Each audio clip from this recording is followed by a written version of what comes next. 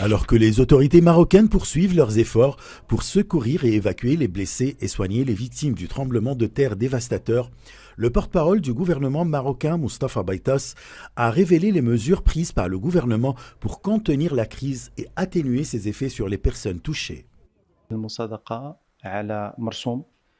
Le gouvernement a approuvé un décret visant à créer un compte bancaire spécial pour mettre en œuvre un budget destiné à faire face aux effets de la tragédie qui a frappé notre pays. Ensuite, une offre est présentée aux personnes concernées, en particulier à celles qui ont perdu leur logement. Cette offre comprend un ensemble d'axes.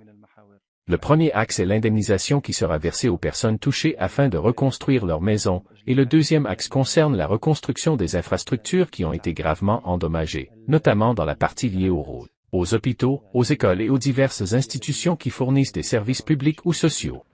Le porte-parole du gouvernement marocain a également confirmé qu'une attention particulière est portée aux services publics et à ceux qui ont perdu leur famille et leur emploi dans les zones touchées par le tremblement de terre dans le but de rétablir une vie normale.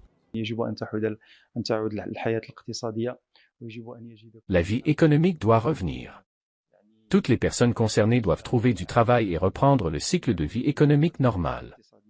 Il existe également des efforts déployés par diverses agences gouvernementales, qu'elles soient publiques ou militaires, pour fournir des services et des traitements, ainsi que pour apporter un soutien psychologique aux personnes touchées, à ces orphelins qui ont perdu leurs proches et leurs familles, à ces personnes qui ont perdu leurs proches. Le gouvernement marocain a reçu des secours et un soutien humanitaire, ainsi que l'aide de plusieurs pays amis dont la Chine, ce qui a grandement contribué à atténuer les effets du tremblement de terre. Un grand merci à tous les pays et organisations internationales qui ont exprimé leur aide au Maroc. Aujourd'hui encore, sur le terrain et localement, les blessés sont secourus par des équipes de secours marocaines et des équipes de secours des pays amis.